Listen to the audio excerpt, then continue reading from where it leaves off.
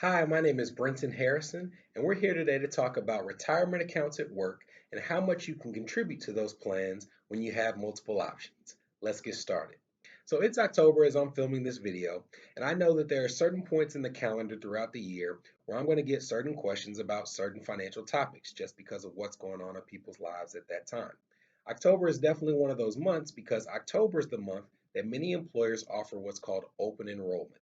And that's a time where they have employee benefits that they offer to their employees. And as an employee, you get the ability to sit down, look at that packet, and figure out, do I want to use a health savings account this year? How much do I contribute in my 401k? Do I pick a health insurance plan, a life insurance plan from the employer? All of those different options are things that you get to choose during open enrollment.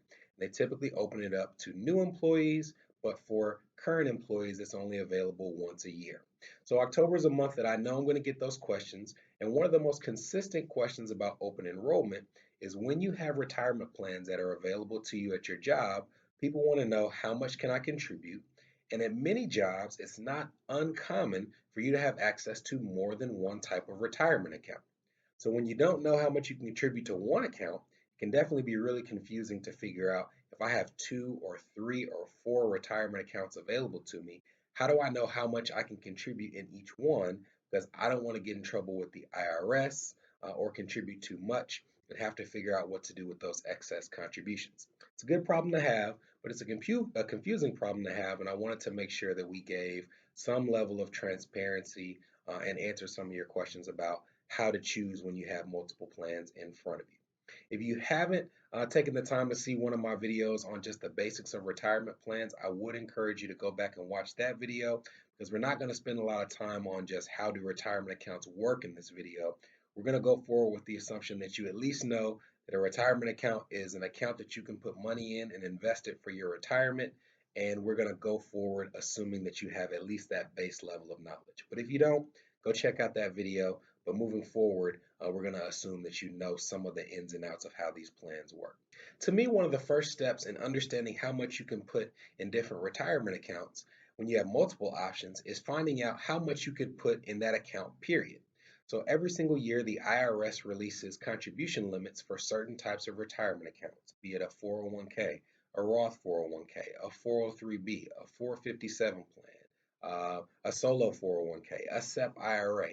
All of them have annual contribution limits that are set forth by the IRS each and every year. They may increase it, they may keep it the same, but it's something that changes every single year. So we're going to go through not every single retirement account that there is, but we're going to focus on the ones that you're likely to see when you're either in business for yourself or you're an employee that's going through your options with your employer when it comes to choosing where you're going to put your retirement contributions. So in 2019, which is the year I'm filming this, for a 401k or a Roth 401k, the annual contribution limit is $19,000. For a 403b or Roth 403b, also $19,000. For a 457 plan, $19,000. For a solo 401k, it's $56,000. For a SEP IRA, it is the lesser of $56,000 or 25% of your pay, which is typically an account that you see people using when they are self-employed, an independent contractor, but those are the rules for a SEP IRA. That's the first step, figuring out how much you can put in those accounts if you just had that one account. The next step is taking a look at either your open enrollment packet or just understanding what you have in front of you as an independent contractor and figuring out what type of account you have in the first place. That's something that may seem really easy. Hey, if I can put 19,000 in my 401k, I sign up for my 401k. But sometimes it's not that easy. You might get your packet and they might have phrased it differently. Your employer might call your 401k your employee savings account or your employee matching program. You see people who come up with their own terminology for their employees. So the first step in terms of understanding what you have access to is simply asking your HR rep or your 401k provider, your 403b provider, is this a 401k? Is this a 403b? Is this a 457? And asking them to actually break down what the section and what the code is for that account rather than using the terminology they might use, which may differ.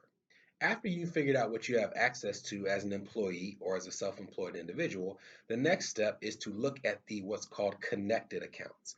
Now, that's not a term that you're going to see online. It's one that I made up. But a connected account to me is a type of retirement account where the amount that you contribute to that retirement account affects how much you can contribute to another retirement account. So basically, if you have $19,000 here, you can't contribute $19,000 in 5 other accounts of the same type because they're connected.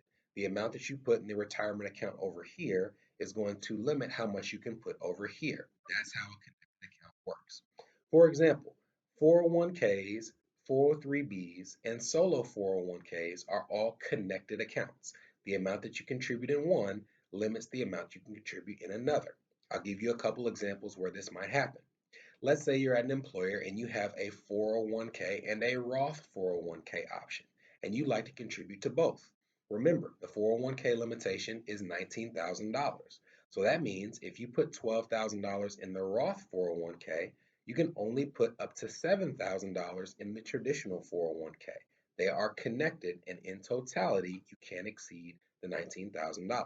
That's if you have two accounts at one employer. Let's say that you have two jobs. Hey, I'm working 20 hours over here and I have a 401k, and I have 20 hours over here a week and I have a 401k as well. You can contribute in both accounts, but collectively, your annual contribution cannot exceed $19,000 because they are connected. You might also be someone who has a 401k at a full-time job, but also does things on the side, and you've decided to open up a solo 401k. Again, with connected accounts, what you contribute in one affects what you can contribute in another. So, we've gone through the steps so far, but with this step, you need to figure out if the account you have at your disposal is a connected account. Next is to look at the retirement accounts you have at your disposal and figuring out if there are any on that list that are what's called outlier accounts. And again, that's another term that I made up, but it's just to drive the point home. Connected account is an account where the amount you contribute in one lessens the amount you can contribute in another connected account. An outlier is a type of retirement plan where you can contribute up to the limit regardless of what you've put in other plans. Some examples of outlier accounts would be a 457 plan, a 401a, a pension, a SEP IRA.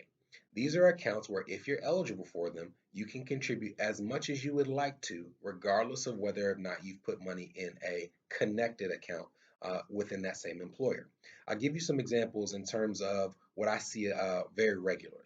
So it is not uncommon. Matter of fact, it's very, very common if you work in nonprofits or governments, especially academic institutions or academic hospitals, for you to have a 403b, which remember is a connected account, or for you to also have a 457 and a 401a and a pension. So remember, a 403b is a connected account. If you have a 403b and a Roth 403b, you can only contribute up to $19,000 collectively between those two accounts. But for the outlier accounts, let's say that you have a 457 and a 401a, a 457 plan has a $19,000 annual contribution. And because it's an outlier account, you can contribute that $19,000 even if you've maxed out your 403b, which means that in totality, with those two accounts, you could do up to $38,000.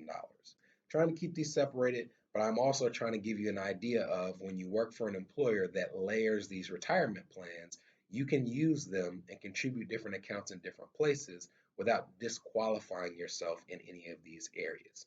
I also mentioned a SEP IRA. SEP IRA stands for a Simplified Employee Pension IRA. This is an account, like I said at the beginning, where you see very regularly it being used by independent contractors, solo practitioners, people who have side jobs, side hustles, and it's an account where, if you recall, you can do the lesser of $56,000 or 25% of your pay. The good thing about this is it's an outlier account as well. So if you're doing things on the side and you have a 401k or a 403b at your job that you've maxed out, whatever you have in terms of independent income, 1099 income, self-employed income, you can contribute that amount towards your SEP IRA regardless of what you've put in those workplace plans. We've thrown a ton of terms, a ton of terminology at you, and a lot of numbers, so I'm going to summarize it in this video. The first step when you're trying to figure out what you can contribute in certain retirement plans is to look at the annual limitations in terms of contributions for those different plans. The next is to figure out what you actually have access to. Open up your employer booklet, ask an HR person if you need to, what do I actually have? What do these terms mean in my employee benefits package? The next is to see if you have a connected account or an outlier account. And when you have all those things in front of you, you can lay out a plan of action for what you want to contribute in each account and have something that you can go on moving forward so that you have a retirement plan that works for you, your budget, and your family. I hope this video was beneficial to you. I know it was a long one and a complex one, but I do hope that we're giving you value and we're going to try to keep bringing it. If you have any suggestions that you would like us to cover, we welcome you to follow us on Facebook, subscribe to us on YouTube. Let us know what you think. Let us know some topics for future videos, and we'll see you soon.